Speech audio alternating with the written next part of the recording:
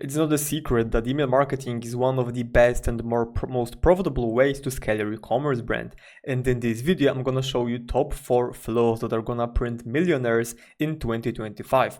So let's get right into this. This is, Klaviyo, the tool that you should be using for your email marketing because it's the best tool out there, and I'm not affiliated, it's actually the best. So you go to your Klaviyo account, then you click on flows, and then you're gonna click on create flow. Then you're gonna have a directory of flows which you can select, and also like to explain what flows are. Flows are pretty much automated email sequences that are being launched after someone takes a specific action. Let's say someone joins your email list. Then they're gonna be getting the welcome flow, which is also the most important flow that I'm gonna show you how to create. You can first of all just select from the essentials from that Klaviyo is showing up or suggesting. You can scroll down and click on view all flows, and you're gonna be seeing a bunch of other flows that Klaviyo came up with, right? But what you can also do is go to this search bar and, for example, type in welcome. Then you have multiple options. As you can see, looking at this icon, these two are gonna be SMS flows, all right? And these other ones are pretty much, the regular welcome flows with different differences, but you can also build your own flow because the trigger for this flow is going to be joining the list. So these two options have trigger from Shopify, and these two have trigger from your email list, which is the option you should be moving forward with. If you click on this, you're going to pretty much see that the trigger is also going to be email list. So yeah, to be honest, not sure why they're having so many options for the welcome flow, but in general, doesn't matter which one you choose. It's going to be the same trigger, which is joining your newsletter or email list. The main thing that really changes is the content that they have within this flow, which doesn't really matter as well because you're going to be doing your own custom flow. Okay, so we're going to click any of these. Just make sure that they have the email icon rather than the SMS icon, right? You can click on this one, for example, to have like pre-done filters for first-time buyers and existing customers and so on and so on. But what I like to do is just have the welcome flow for non-buyers only. So you're gonna create on this one. You're gonna type in welcome series. If you're testing different offers, you can also type in your offer, which is 10% off, for example. And then for the trigger, you're gonna select the email list where people are being added to, right? You can also select a bunch of other, segments which are going to be the triggers for this flow. But in our case, it has to be an email list, and as I suggest, it's the email list for you as well. So when someone subscribes to a newsletter, you create the flow.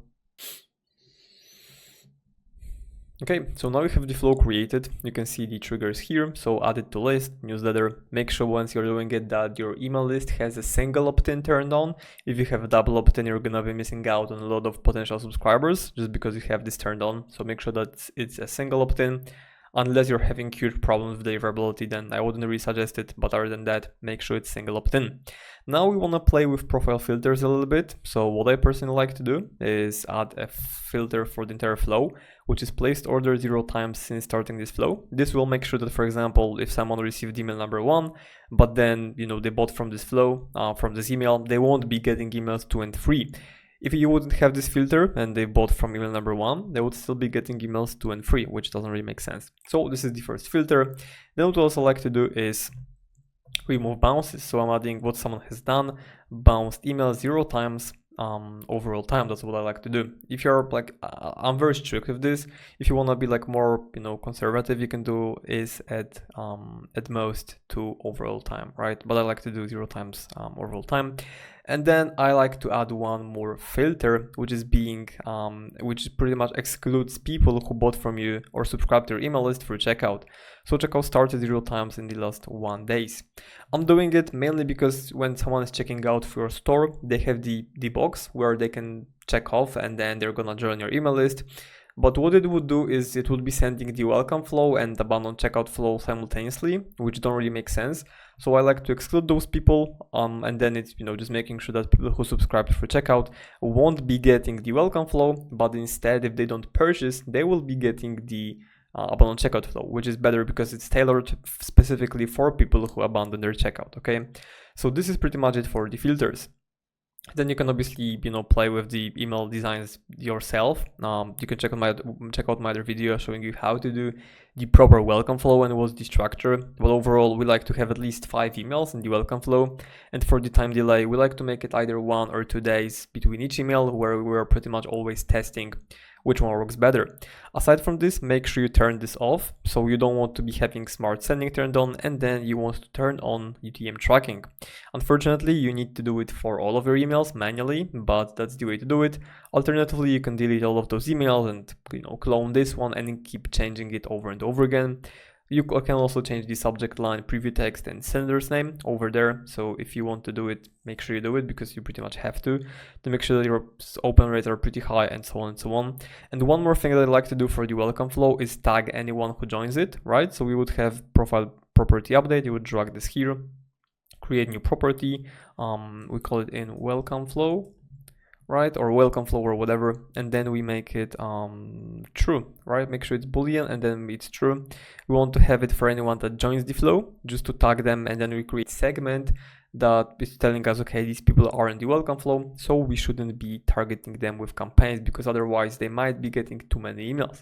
And then what you want to do on the once people are exiting is have update existing property.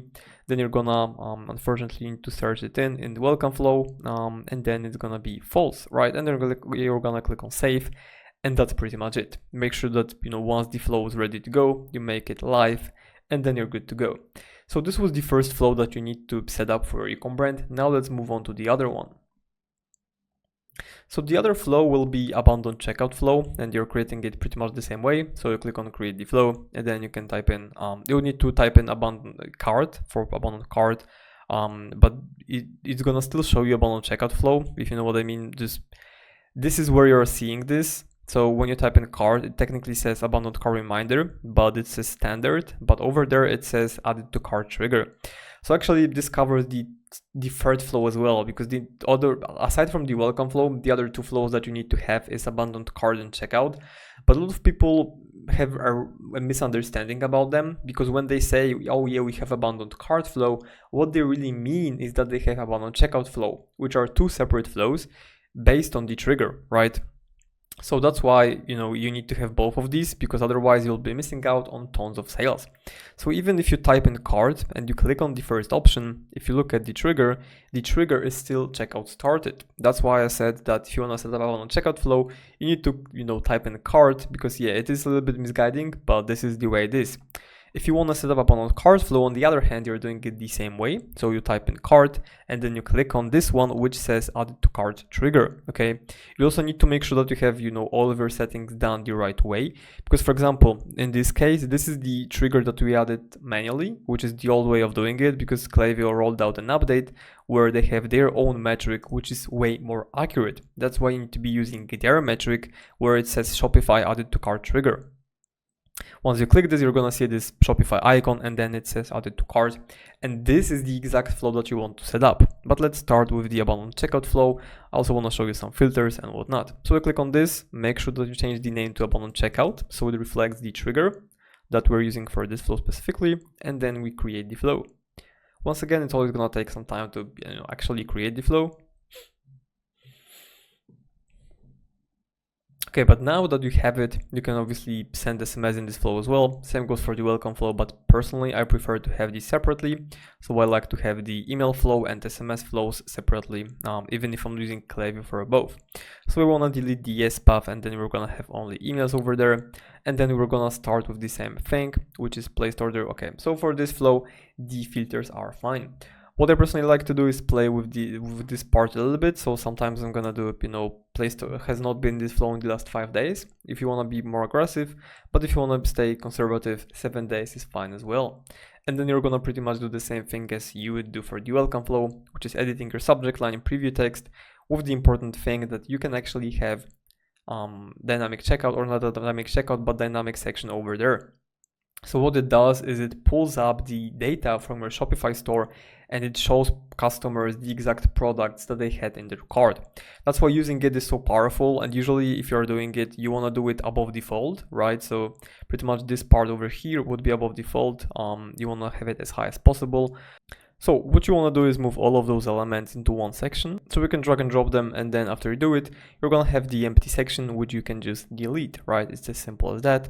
And once again, you want to move all of these into just one section, And then you can play with the with design as well, but overall you really want to have them in one place, in one section, mainly because it's going to save you on the email size, and overall we're going to have smaller email size, which means that your deliverability will be better. All right, so you make sure that you have all of the content within one Klaviyo section, and then get rid of any unnecessary ones. Another thing that I personally like to do is just remove social media icons. First of all, more links means worse deliverability, especially external links. And then secondly, the goal of this email is to get people to buy from you rather than go to your Instagram and start endlessly scrolling. Another tip that I had for you was for the checkout, for the dynamic section. So what I like to do is, for example, show them in the header or in the above the fold part, right? So you could even show it twice, like over there, and then just have it over here between the buttons. But yeah, this would be obviously your logo. So this entire section would be above the fold because your logo would be way smaller than this part, and then people are seeing the item that they added to cart within the first thing pretty much that they see after the header. And obviously you would need to adjust the copy and color based on your brand.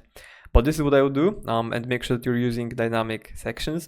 One tip is that, for example, if you are a one product store, what you can do as well is just have the product photos or lifestyle photos or directly in the email itself, because since you're selling just one product, everyone's gonna have the same quote unquote dynamic section, so it doesn't really make sense to include it. Instead, you can make it look way better by having your own custom images. So this is what you would do for the abandoned checkout flow, and in this flow I like to have 5 emails at least as well. More than that is probably not the best idea unless you have great deliverability and metrics on the last email, but overall you want to do it like that, and this would be your abandoned checkout flow.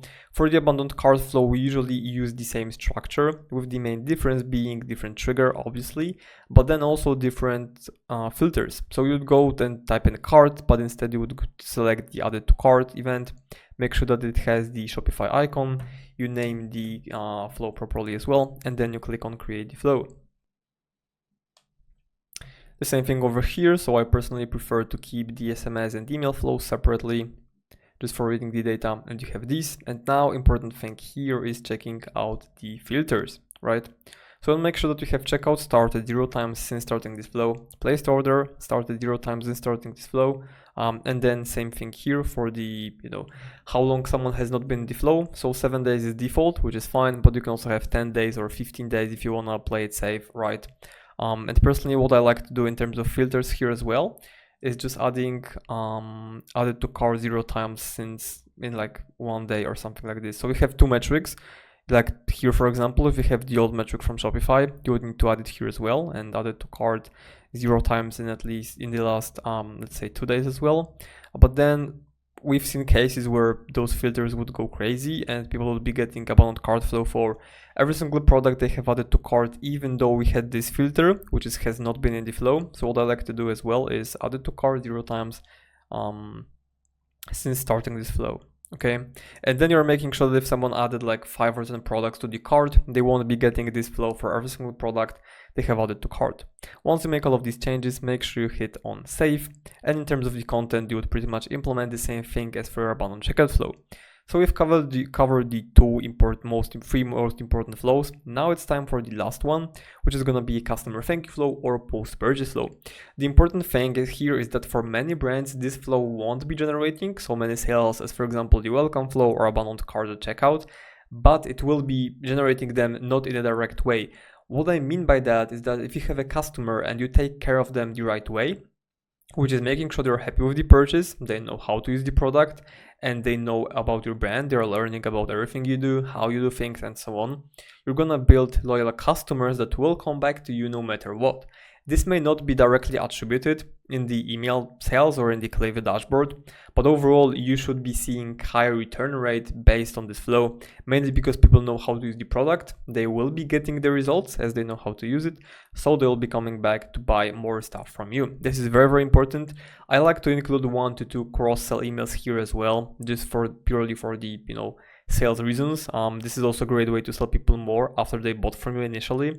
So you can have some of these, but the entire flow definitely should not be a typical sale flow.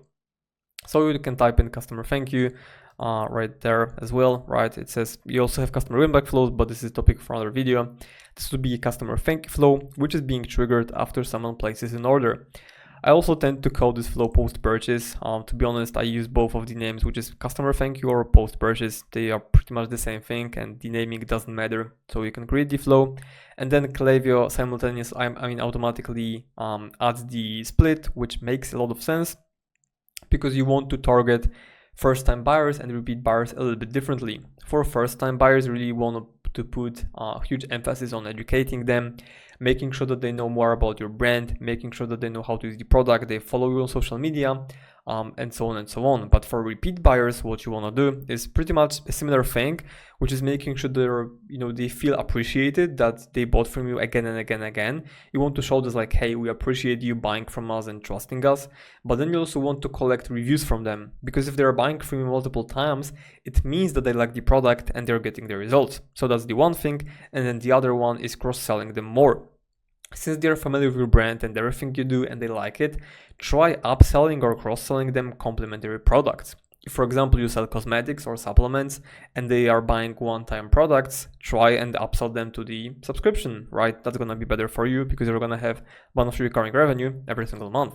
So that's very important. If you want to check out how to prepare the right post-purchase flow, check out my other video, which is going to show you step by step how to make sure that you're getting loyal customers for your post-purchase flow. But this would be the last flow, which is one of the most important flows for 2025. If you want to implement it yourself, then go ahead. I believe that you have all of the content that you need on my channel. So if you don't know how to set up any specific flow, just watch the video and I'm explaining everything you need to know.